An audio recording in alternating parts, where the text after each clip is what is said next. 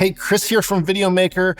This video is going to be awesome, but first I want to ask you, are you a beginner filmmaker? Because if you are, we have a list for you that's the 9 essential things every beginner filmmaker needs. It's just a shopping list. It's real easy to get. You just got to click on the link in the card there or in the description and put in your email address. We'll send it right to you, and you'll have a really helpful list of the 9 things that you should buy when getting started out.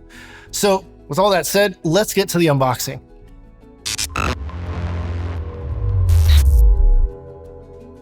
Today we are unboxing the Mac Studio. This one's pretty rad, so let's chop into it and I'll give you some more details.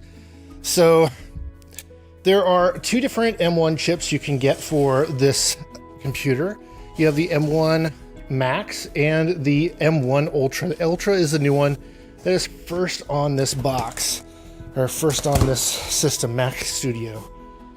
And we got a keyboard, mouse, and I think a touchpad with it, though that won't come with it usually. And let's look in here.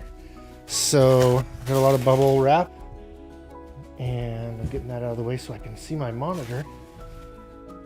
And we have a trackpad, a Magic Mouse, and a keyboard. And I understand, yeah, this is the new Magic Keyboard with Touch ID, so you get an extra button there. But you also have your 10 key, which is pretty rad. I really require a 10 key when I'm editing video. So I got a little cheat sheet here. I'm going to show you guys. This is all the details of this system. So this one's actually got the M1 Ultra, and this is a 20-core GPU. Oh boy. Let me get this big box out of the way. All right, let's see here. How should we best open this? Let's look around. Apple usually gives us hints with arrows or something like that. Oh, look at that. Put that right there in the middle. So this one's got 128 gigs of RAM and 2 terabytes SSD. It also has the 64-core GPU with 32-core neutral engine. Huh. Anyway, it's got a card reader, and let me be quiet for this beautiful sound here. I'm gonna get my mic close to it.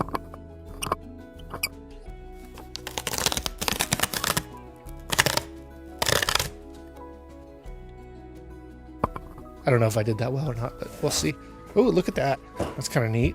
Got a nice little strap here. Apple always does really well packaging. Sometimes you wonder if you're paying extra for that. Likely you are.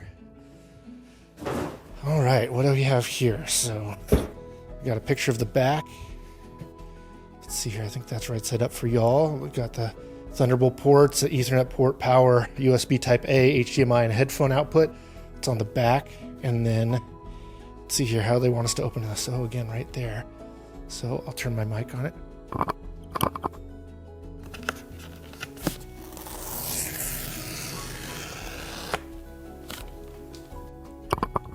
Didn't know this is going to be an AMSR video. Is that right? And let's see here. That opens there like that. So I guess I have to tilt this on its side. And you can see the system in there. We got paperwork up front.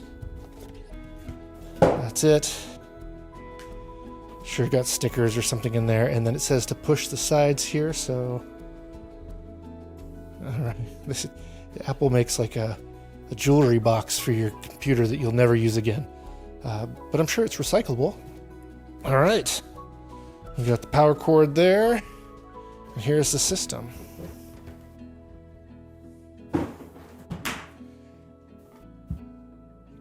All right, so if you get the M1 Max, not the Ultra, the really big difference on the exterior is just the ports on the front of the computer. So let's open this up. Oh, look at that, it all just falls away. You can see there, this is the bottom. This is Mac Studio.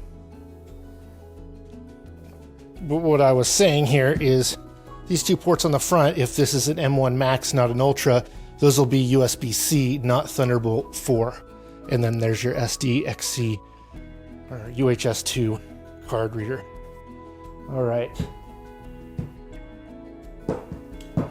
So in the back, if we already looked here, we have a 10 gigabit Ethernet port. You have 4 of the Thunderbolt 4 ports there, 2 USB-C-A, or USB-C Type A, HDMI, and your headphone.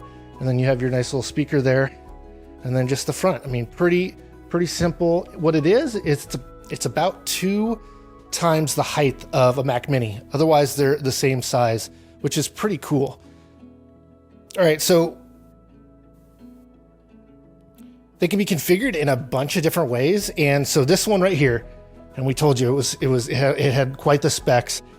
It's $6,100. No, I'm sorry, $6,200 because they add the 99 there. So $6,200. But if you have it equipped with the M1 Max, it can be as low as $2,000. So still pretty good price. And from what I'm hearing, because the M1 Max, I am using the MacBook Pro right now that has the M1 Max. It's a rad chip. Is that the M1 Ultra is just double that power, which is pretty rad. Now, one thing about these new chips is that they really cater to a ProRes workflow. So if you are using ProRes RAW, ProRes of any kind, and you're using Final Cut for that matter, you're going to have a lot of performance with this machine. You're supposed to be able to play up to 6 streams of 8K in ProRes RAW. That's awesome. Definitely a lot of data being put through there, but unlikely you're going to be able to get that kind of performance using maybe H.265 or something like Red Code RAW or any of the other RAWs. It might not have as good a performance as it does in a ProRes workflow, because Apple really made this all around that. And so that's where you're going to get your best performance with this machine. So other than the 2 M1 chip options, you have 24 and up to 64 cores of GPU, 512, 1 terabyte, 2 terabyte, 4 terabyte, or 8 terabyte SSDs. However, if you are getting an M1 Ultra like this one, it starts at 64 gigs of RAM and 1 terabyte of SSD storage. Now, we didn't just stop there, but I'm probably gonna have to change my camera angle because we also have the new studio display. So let me clean up and get to that. All right, so here's the box. I already took it out of the brown box. Sorry guys, no more AMSR for that. I still don't know if I've gotten that right. But hey, I wanted to tell you guys about this braided cable here too. This is a really nice cable that came with the computer, but I forgot to show it to you guys. So there's that. So let's see if we can open this without being, I don't know. This is a wide shot. You can kind of see my legs and stuff around here. I wouldn't normally be showing that, but let's try to get this thing up and open. All right, so this also has one of those handles. So this is the studio display, and it can be as cheap as $1,600. Yeah, cheap, right? $1,600 and as much as $2,300. And that really is dependent on like the stand that you choose. It comes with the stand at the $1,599 or $1,600 price, but it just tilts, whereas this one tilts and has a height adjustment. And then you can also get a nano texture glass. I think there's one other mount that's on there that's somewhere the price between there. So let's see here. Okay, for that right there. Let's make sure that y'all can see it. There we go. All right. Let me get the microphone there so you can hear it.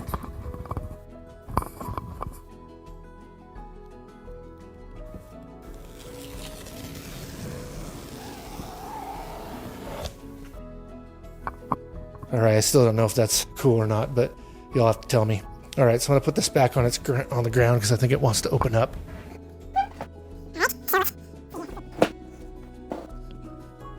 There we go, there it is. So this is kind of awkward for me. So it might be a little awkward for you too. So let's see here. What is in the box? It's all together, it looks like. Oh, just like the other one, I get to push on both sides. And there it doesn't open up.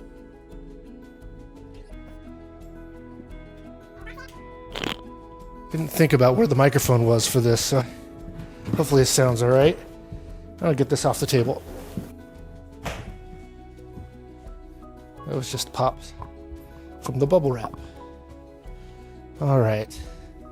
So now you get kind of a top-up view on it. Let's got the cable on the back.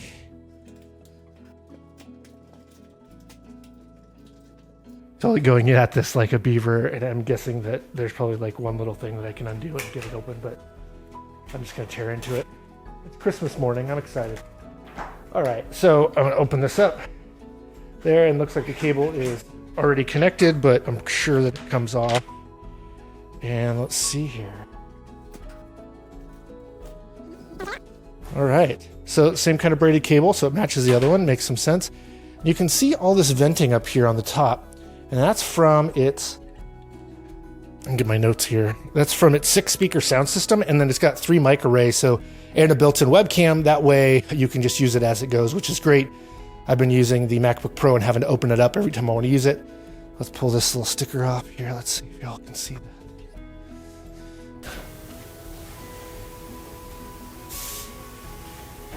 Oh yeah.